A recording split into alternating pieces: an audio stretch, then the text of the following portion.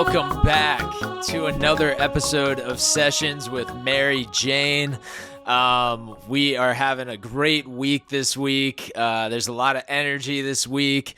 Just coming off sold out circuit break comedy variety show at the Cryout Cave in Newark. So don't miss the next one. That is sketch comedy, musical comedy, and all that good stuff. It's going to be on the next 2 months at least. The third Wednesday of the month. And if you guys keep coming out and we keep putting on good shows, I think it'll be going on at the Cryout Cave monthly for a long time to come. And it's like a historic mansion. So that's the high that I'm kind of riding. And then I only slept an hour and a half last night, so I'm also feeling that a little bit. But that is the actor's life, I suppose, is you sometimes have a fitting right after you are on set until 3 a.m. in Poughkeepsie when you live in New Jersey and the fitting's in Brooklyn. But enough about me and my stupid bullshit that you could find in links below, if you want to come out to a show. But I have a very, very special guest today.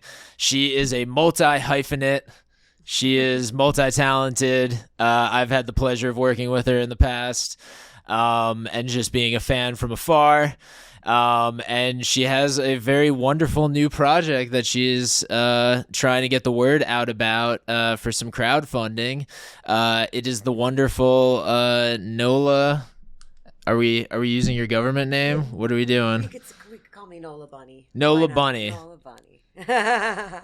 Yes. Hello. I'm so happy to be here. I've known you for a long time, and it's nice to finally sit down and do something like this. Yeah, getting the chat going. Yeah. Our paths have crossed a lot, but not in the media space yet. I know, and this is so cool. I've never been on a podcast set quite like this before. Yeah. But how are you recovering from last night? It must have been a late night last night. I can relate to what you said because I got a little bit more sleep than you did, but last night was my first fundraiser event of many for my project that we're going to discuss more about, I guess.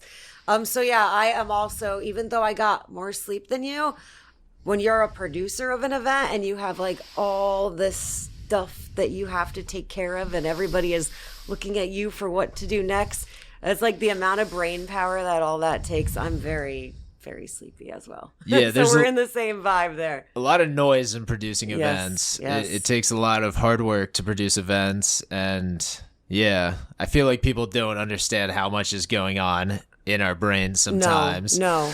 And yeah, I try to be as kind as possible. I feel like in my earlier days, I was even more snippy with like my team, and now that's one thing as a producer, like I still have my snippy moments, but like I really try to just be like, but it's hard because there's so much, like I can barely even enjoy the show because I'm thinking about like, oh, what's the next thing that I have to hop on the mic and say? And I feel like it's just knowing that we've done it before and just being like, it will go fine. It always goes fine. It's gonna go as good as it's gonna go. Stressing doesn't help it at this point. Like fate has already been written, and it's gonna happen how it's gonna happen, and you just gotta go out and do it. Absolutely. And we're doing it. Yeah, the stress and anger doesn't help anybody for sure.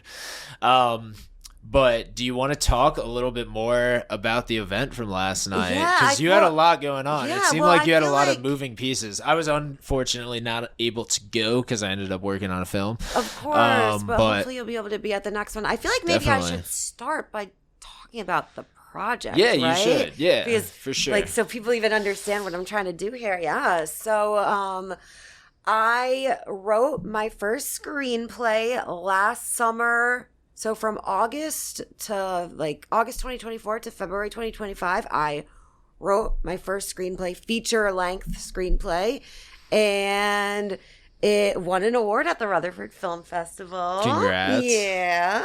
So I'm excited to already have like that to the name of the project. And now I am just in full fundraising mode because I really want to be on set by September or October of next year. And like I have already been doing the like So I'm a writer and an actor, but I've never been a filmmaker before. So I am like diving headfirst into, oh my God, all the roles. Like you definitely know significantly more about that end than me, but I'm like learning. I feel like I'm not a film student. Like I didn't go to college. I didn't finish college, nor did I study film in college, but I feel like I feel like a film college student right now. Like all the things. Oh yeah, for sure. Like everything that I'm learning. I have like a mentor that I meet with on a bi-weekly basis. I have an acting instructor. I'm going to all these networking events. I'm doing all these like free workshops and, just learning as much as I possibly can.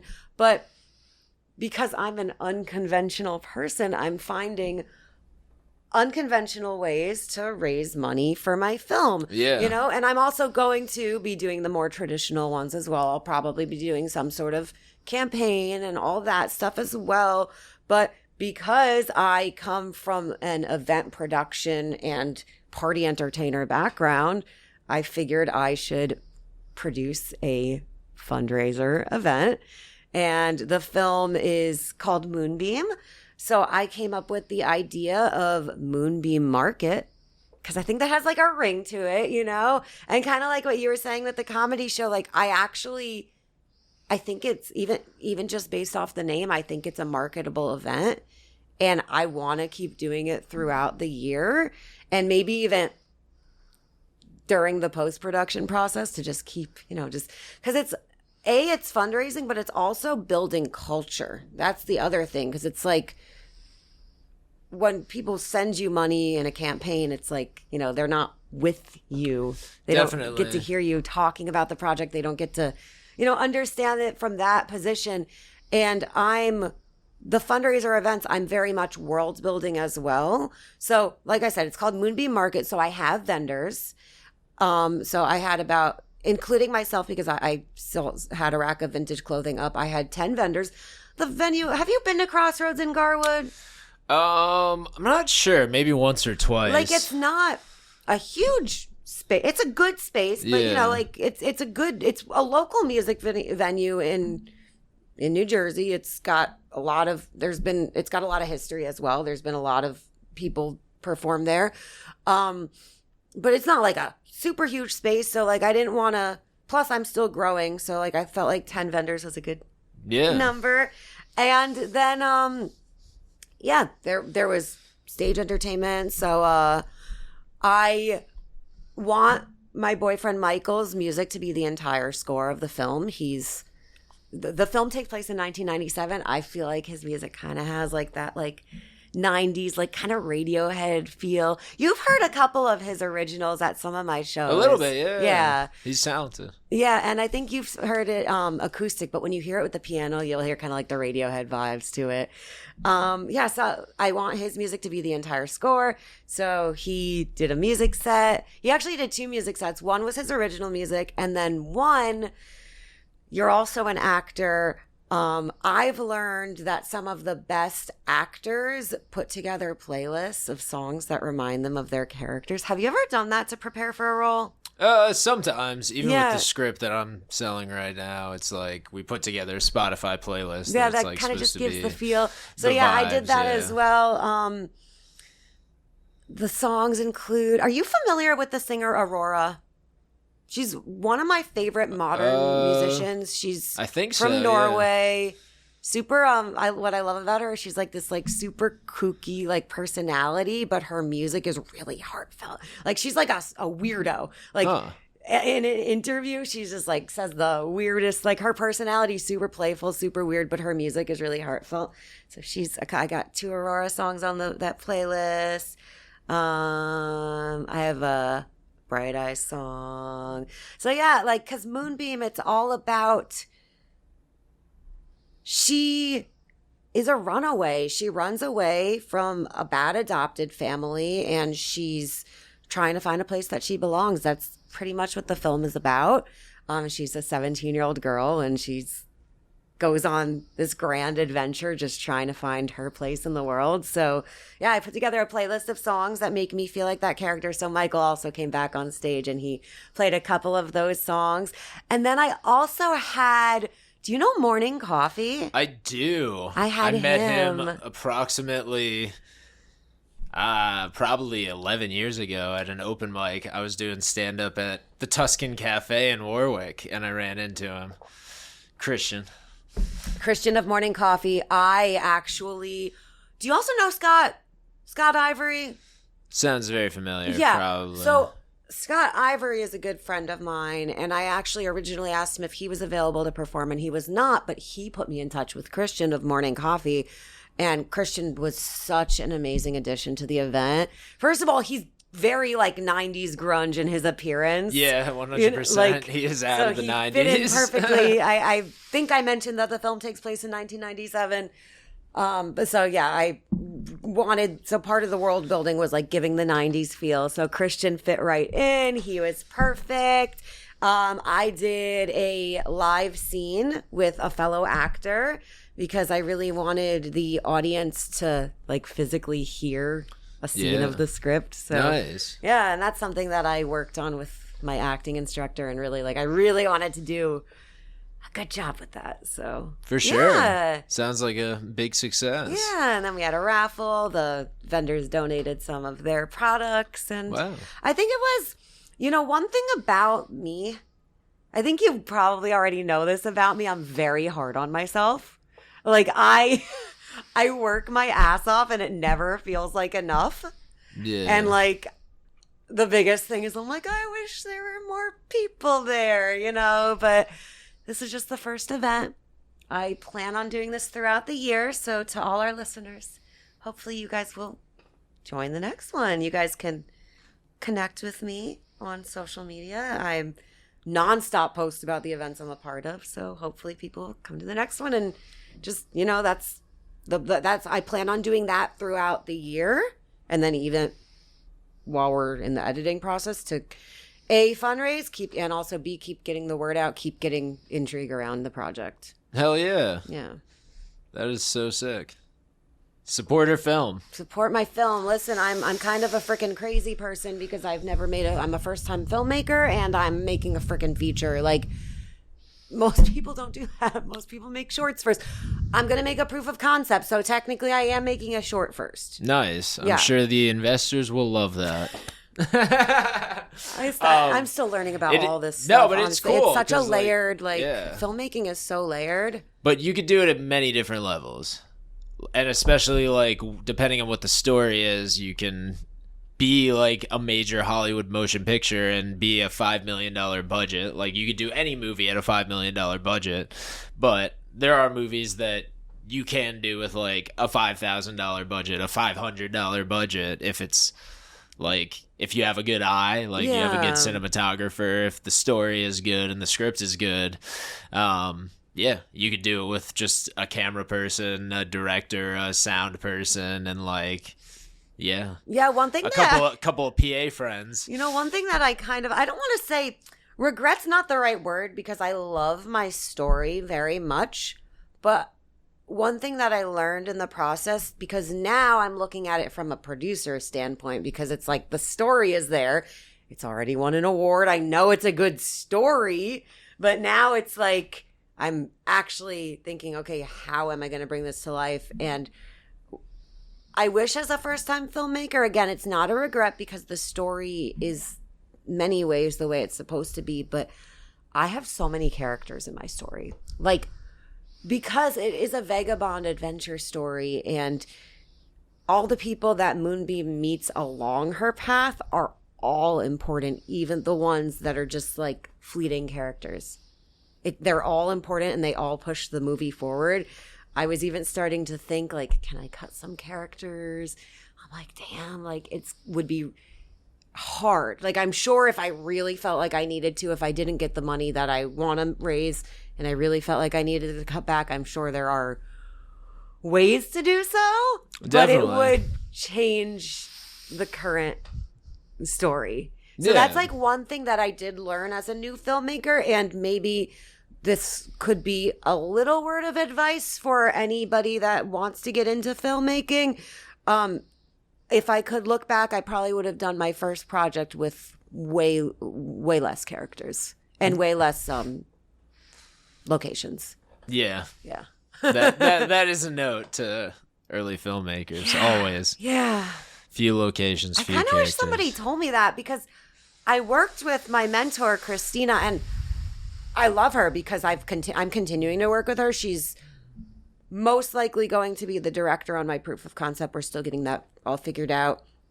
And if all goes to plan, I may want her to be the director on the feature as well. We have a very good relationship and I trust her with all my heart. But nobody really told me that. Like, even, as you know, I've also been going in regularly to office hours at the Williams Center. So between my mentor, shout out. But I'm shouting it out because it actually really genuinely means a lot to me, because it was my mentor, Christina, and office hours, and going regularly to both of those different places and meeting with those different groups that helped me finish the project, because it really does take accountability. It takes a team. And because I mentioned office hours, it's a group that meets twice a month on Wednesdays at the Williams Center. And it's pretty much just we share our projects and we get feedback with fellow artists.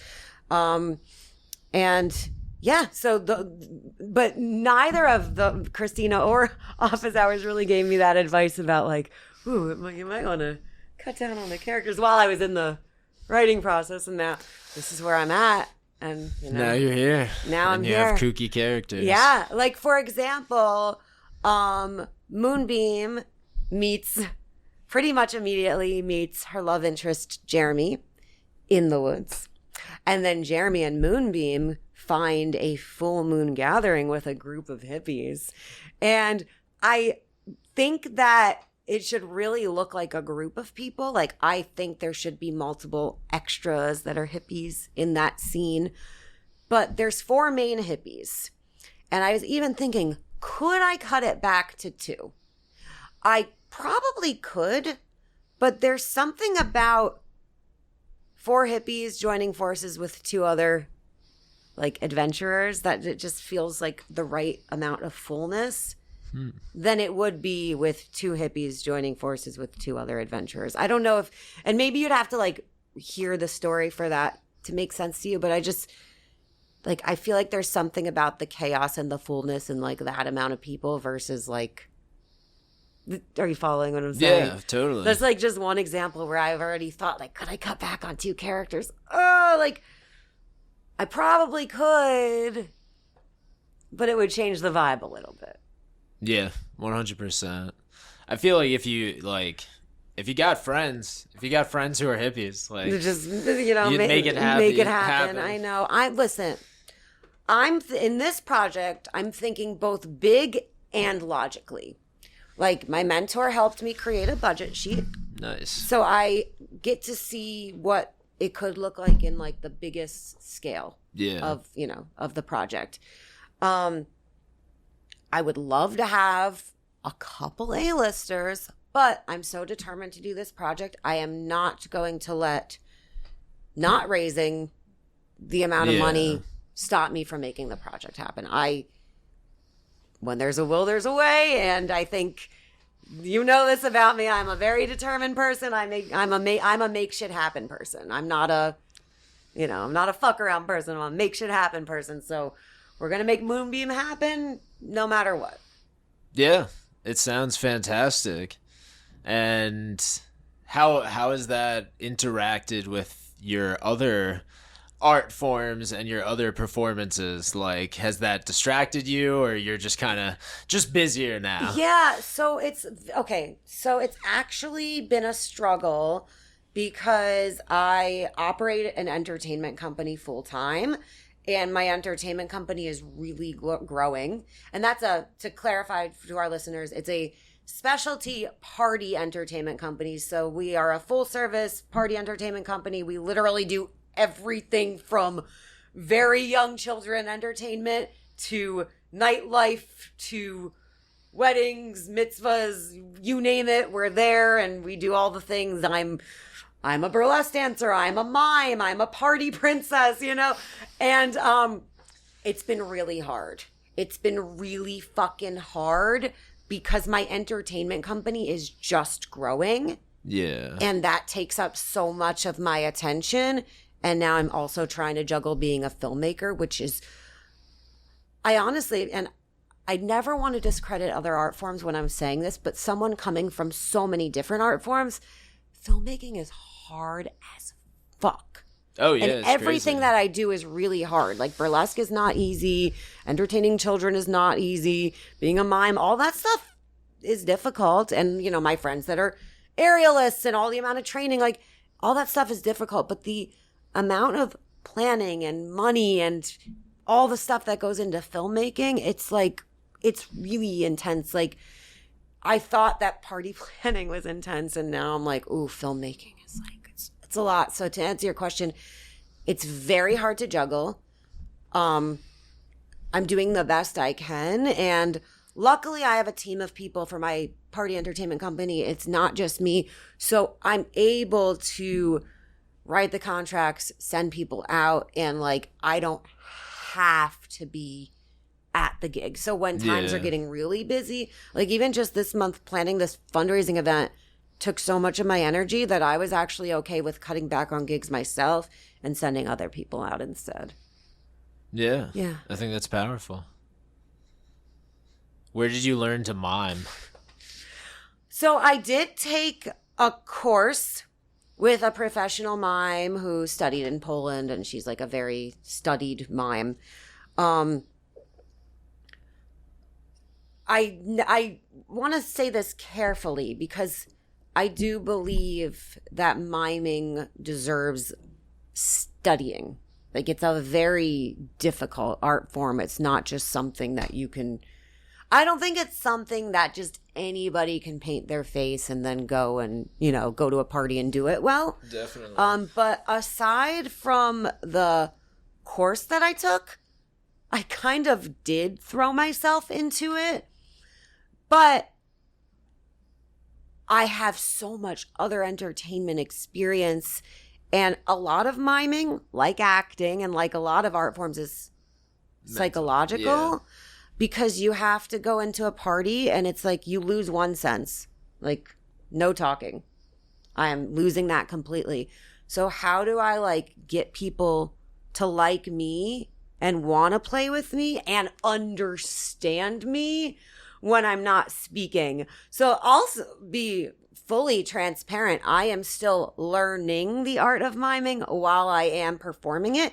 It's actually become one of my main art forms at this point. Also, it's not just a very common thing. It's rare to see mimes unless you're in like France or something. It's not very common, and people are always actually excited. I found more people, because I'm also a clown, and you know, there's that whole thing about being scared of clowns. I found more people excited and intrigued by mimes, and they see it as novel because it's only so many, you know, there's only so many events that have mimes. It's also kind of funny because as a mime, I have done so many funny events. Somebody hired me in the winter to literally follow his friend around a fucking dive bar for an hour. Now that's an example of someone who actually didn't really like clowns. So that is someone who was like a little, despite what I said, he was a little uncomfortable. But he was also uncomfortable because my job was literally to like not leave his side and like kind of just like be his pet mime in the freaking dive bar. That's funny. So it was funny. Like even his friend was like, go follow him to the bathroom. Now I did not go into the bathroom with him, but I literally like waited right outside the, like not like I was not inside the restroom, but like outside the door. I did wait. So as soon as he walked out, there's his pet mime waiting to interact with him. I'm going to be a mime at a baby shower in a couple weeks. I've been a mime at a grand opening event for sunglasses. I'm trying to think because one of the funniest ones is, you know, the story of Purim. Yeah. Yeah. So I am now the one synagogue has hired me for like, I think 3 years in a row. And this past Purim, she said, see you next year, to mime out the Megillah reading. Wow. Yes. And they were not initially, I am Jewish, and they were not initially seeking a Jewish performer, but you know the story. It's like a little bit, but tell it to our Gentile followers. It's a layered, so the funny thing is it's a layered story without like going into the detail of the history.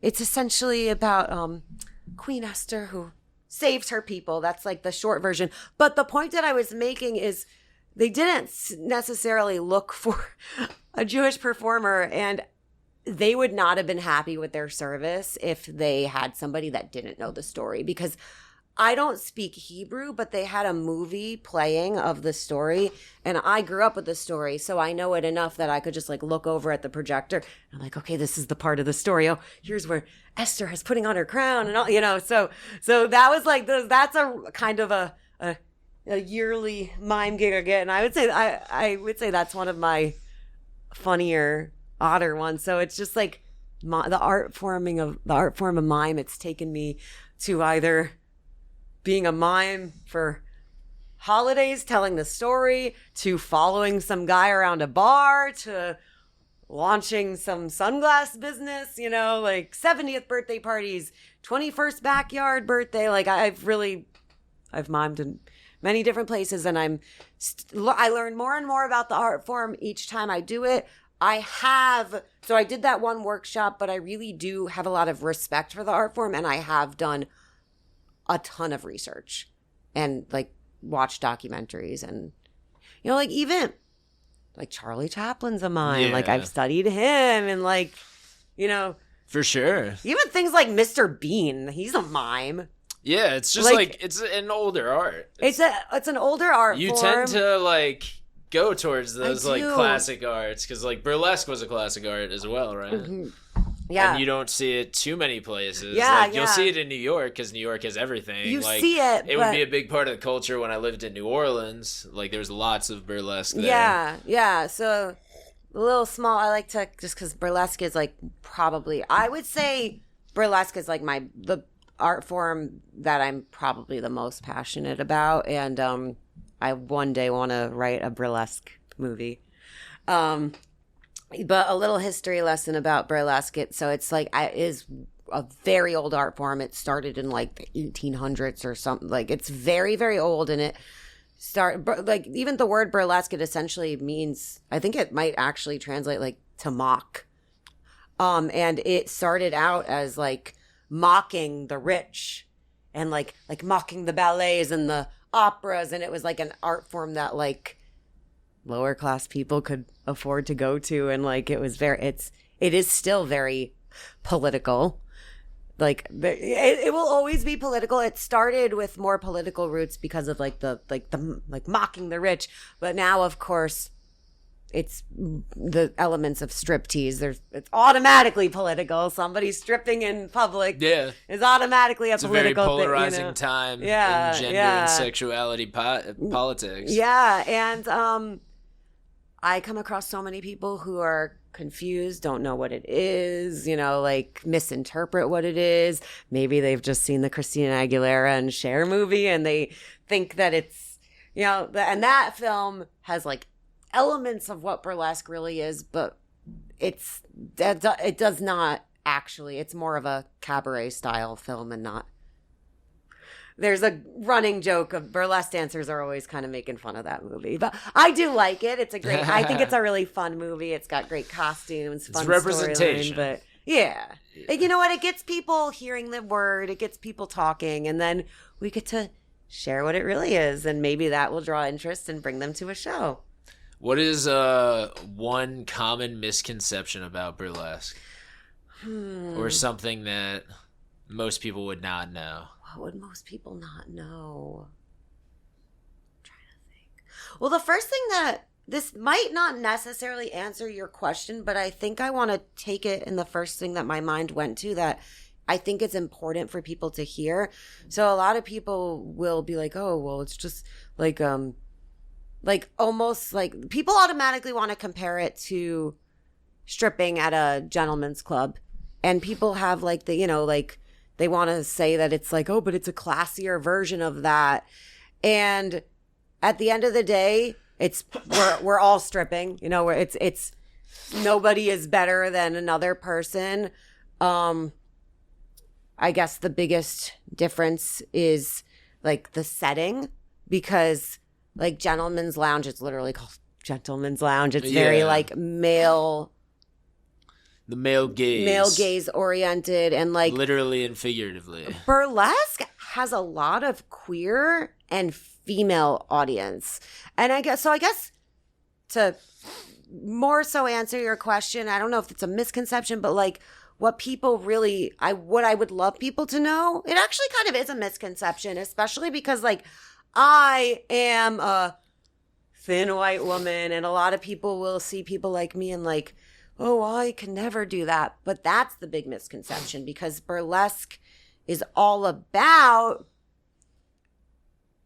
like loving yourself no matter what you look like. And some of the best burlesque dancers are curvy performers, you know, and so like everybody has a place in burlesque. It's like there's the beauty standards are like it's about like wiping beauty standards away and owning your own beauty, which I think that probably there we got to the answer of your question, because that's a big misconception. And I'm constantly, as someone who is thin, I'm constantly having to tell people like, no, don't look at me. Like you can do this too. Now, with that said, like I believe that anybody can do the art form, but just like all art forms, it needs to be respected in its technique, because it's a lot more. It's people also, another misconception is how hard it is to look good taking your clothes off. You know, like we all take our clothes off, but burlesque is all about, well, how slowly can I like undo my halter top, and how like, you know, like what theatricality can I bring? How can I do this to the beat of the song? And so I think that more and more it's becoming something that more and more people want to be a part of. There's more classes, which is great. And that's beautiful because it is a very welcoming art form. But on the other hand, people also have to respect that it's an art form, and it takes technical training, and it takes practice, and it's not easy. For sure. Yeah. No, it's very acrobatic at times, and just being up there, I'm like, damn, Nola must be cold as fuck. I'm just like, they put on the AC. I know, like, I know. But then I'll move it. But honestly, I'm usually starting with sure. a very like long, you know, depending on it, like, because the other thing that makes modern burlesque, because of course it had the history, it actually, another little history tidbit, it didn't start as a striptease. The striptease came way later, but modern burlesque is all about the layers. So I'm often actually starting in like a longer garment. So usually I'm like ready to take it off, and then it feels good, and then I'm moving. So then I'm warm just from moving. Hell yeah. What or who are your influences for burlesque? Like, did you see it at a young age? Did you catch like videotapes or see it on TV? Like, how did you, like, what did you watch that you were like, trying to think, this is what I'm gonna do, and I'm gonna make my body like this? Yeah. I'm trying to think if I had like one really specific influence. Like, I'm trying to actually look back in my like timeline of entertainment. I don't want to be basic, but I do feel like many of us, the first burlesque performer I knew about was Dita Von Teese. But that's because I always say, like, if we're going to compare it to like drag has RuPaul, and everyone knows who RuPaul is. And a lot of people know who Dita Von Teese is, but a lot of people have never heard of her.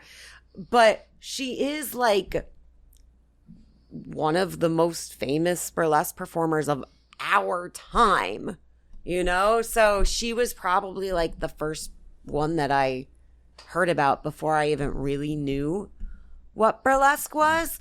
And I feel like this is just making me like feel drawn to share a little bit of my like Nola Bunny lore. Yeah, of course. Yeah. So Cook on it. yeah. So I actually I do not come from a technically trained entertainment background, but I've literally known since I was like 4 or 5 years old that I wanted to be an entertainer. It's something just inside of me. And like as a little girl, I'm a little 90s girl, I would like look at the Spice Girls and Britney Spears, and I would have so much like just be in awe of them. And like I felt such a connection to like the pop star vibes were like so exciting to me, like the costumes and the dancing and all of that. Certainly no singer. That's one skill I do not have. Nobody wants to hear me sing. And I don't come from a technically trained dancer background either. Like, you know, a lot of my friends have been dancing since they were 2. I did not. So when I was around like 18 years old, I went to, are you familiar with Spangle? Do you know who Spangle is? I do not know who Spangle is. I need more information and context. I'm like trying to figure out. I wish I knew like exactly what they call their genre of music, but it's like psychedelic. It has elements of electronic music, but it actually, even though it's often just Simon Postford performing his DJ set, it is actually like live music, but it's very psychedelic. Like it's super, super trippy, but it's also really like worldly music. And what I started getting into that when I was like in my late teens. And what I really liked about it is that the music takes you on such a journey and goes to so many different places. Like it'll have sounds that sound very Middle Eastern, sounds that sound very Indian, sounds that sound very Latin. Like it's just, and all while being really psychedelic and like really weird. So I was at a Spangle concert when I was like about 18 years old, and I looked up on stage and I saw these dancers just freestyle dancing, and like something clicked in my head. I'm like, I can do that. Like I'm not technically trained, but I can move well and I can like emote a vibe. I can do that. So then I started like just like researching like go-go dancing, and I got like really, really interested in go-go dancing, and I like got my first gig at a warehouse rave party in Brooklyn. That was when I was I think 20. My first gig was when I was 20. So I started as a rave go-go dancer. Wow. Yeah.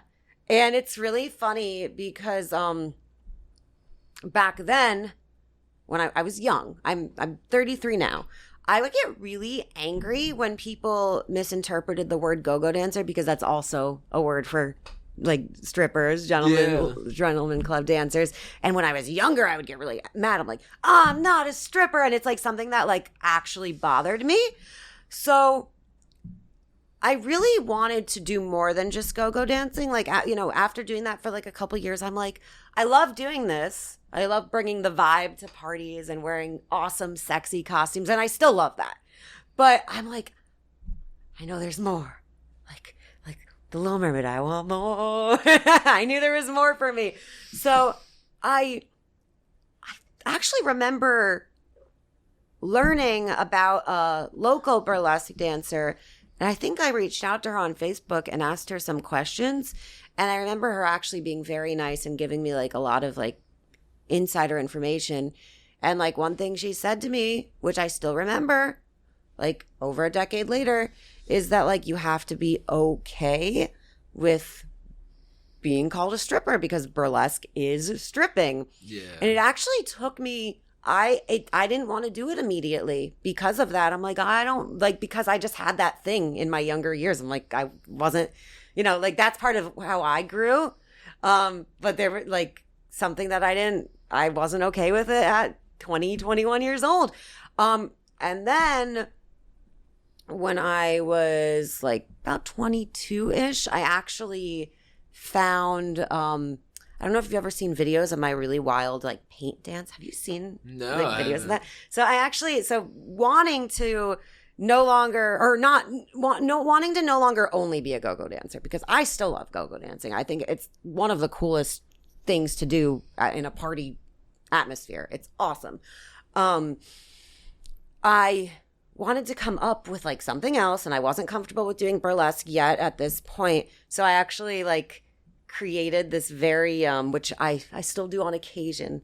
I call it my splash dance, and it is essentially a performance where I have a big white sheet out and I pretty much just like pour paint all over myself, and I like get the paint on the sheet, and I'm like kind of creating like abstract art with my body, and it's very, very cool. And now I even have elements of burlesque doing my splash dance. Like now I will do it so I can either do it immersive, so it's more like any music is going on at the party and I can be like in a corner on a stage and just doing it while there's all this other stuff going on.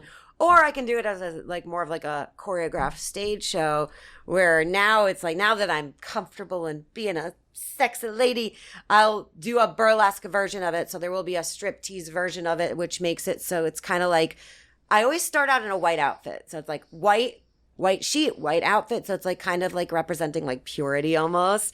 And then I'll start pouring paint on myself, and then it's like getting more and more primitive as the performance goes on. And when I do like the burlesque version of it, I'll remove my clothing and then just get really messy in paint. And then to completely make it like a full circle like transition performance, I actually do this like live bathing scene. I have like a big metal bucket and I'll like kind of like, so then they get to see me clean, dirty, and clean again. And it's got like a lot of like, it's very like, it's primitive, it's erotic, it's wild, it's like a lot of things. So I started doing, but before I did this version of it, before that sexy version of it, I started doing more the immersive version of it, exploring this type of like more wild performance art at like Burning Man warehouse parties, raves, also like all different types of art parties, music festivals, fetish parties. That was actually becoming the thing that I was the most like booked for, believe it or not. Being a weird paint dancer was one of the things that I was the most booked for. And then at 24 years old, I decided it was time for me to get into burlesque, and I stopped giving a fuck. And now I'm like, yeah, I'm a burlesque dancer, and burlesque is stripping, and that's what it is. And I love it. Wow. Yeah.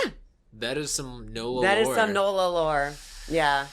Wow. Yeah. That was, I know. That was a lot. Yeah. That was a lot to digest. Yeah, I know. But you know what it makes me want to do? It makes me want to invest in your film. So if you guys are out there, you guys should make her dreams a reality and make it happen. Because she's hustling out here. I work really fucking hard. My art is literally my life. I'm 33 years old. I do not have any children. And we started the same year. I started doing stand-up the same year you did your first act, 13 years ago. Oh my God, stop. So you... Yeah, so we're on that same path, kind of. How old are you? I am 30. Oh, so you're a couple years younger than me. But yeah, still, I started a little bit younger. Oh, but I love that. That's it's so like cool. that ebb and flow of like being a creative for like many years, and it's like you get better in some ways, you lose the fire in some ways, you gain the fire back in some ways. But I am performed married hundreds of times. I am married to my art. I take it so fucking seriously, to the point that a lot of people can't stand me because of how freaking serious I am about my projects. Yeah, like, people don't understand how much mental energy goes into art sometimes. I pour everything. Like, again, like I do not have kids, so I'm able. Like, you know, like if I had a child, I'd have to pour into them as well. And like I love kids. I'm the first person to see a kid walking down the street. I wave at babies when the parent's not even looking. Like I'll just be like, "Hi, baby." It kind of becomes that like finance bro who has like 2 dogs and they never see them because they work long hours in New York City. It's like, oh yeah, you really have to have kids so that you're like running around all the time. Like exactly. I feel like you have to stop so much. Like I wouldn't want my, at least like the first few years. Especially because me and Michael, my partner, were both full-time entertainers. You Yeah. know, so then it's like what like. And we're certainly not rich enough to have a nanny. Yeah. Well, if you guys do that one day, I'm sure you guys will be the cool mom and dad, the hippie weird, parents. The weird hippie parents, for sure. Absolutely. Yeah. Yeah, but I'm incredibly determined with everything that I do. And that's how... And one reason, even I think like it's good to know with like my whole lore story is like, for example, I wanted more from the go-go dancing world because I would be auditioning for to be a part of other people's teams, and I wasn't really getting into them. And that's kind of why I'm like, ooh, I feel like there's more for me. And that's why I created my paint dance. And I created my entertainment company kind of for the same reason. I'm like, plug it. What is it called? Oh, Nola Bunny Productions. Nola Bunny Productions. So yeah, so my real name is Nola. You asked me, what do we call me? My legal name or not? My legal name is Nola, but I do prefer to go by Nola Bunny. As an actor, I think I'll use my legal last name just because that's kind of what actors I wonder if it's do. already taken in the SAG registrations, because like you can't have multiples for the Screen Actors Guild. So I wonder if your name is taken already. But I use Nola Bunny for everything. So I'm Nola Bunny. My entertainment company is Nola Bunny Productions. And what I was going to say was the reason why I started my entertainment company was part of the determination of not allowing other people, not wanting me on their teams to stop me from being a full-time performer, to stop me from living out my own dreams. So the haters make us stronger. I created my own. And now I think I will have my production company for my films be Nola Bunny Studios. Nice. My vintage is Nola Bunny Vintage. We keep it easy. So it's like I'm essentially Nola Bunny is one brand, and then there's like umbrellas to the brand. Hell yeah. Yeah. Well, thank you for coming out today after a very busy evening. Thank you for having me after your very busy evening. Oh, yeah. I had to do it. We're so blessed to shoot in the wonderful Gotham production studios. I'm really happy to be and here. They make us reserve times, and I want to be good on my reservations, I've never been in a professional podcast studio. This is cool. I'm happy to be here. Yeah. Well, thank you so much for coming on. You guys can follow Nola in the description below. Check out all those links. Like, seriously, tell your friends to subscribe to this podcast if they haven't already. Share this with your friends if you liked it. If you didn't like it, wait for the next episode and share it with your friends. But yeah, just help us out and support local arts, and we will see you guys next Wednesday on our next episode. Catch a show with the links in the below thing. Look at all those links. Every single one of those all links. All of them. Support the arts. Peace out, y'all.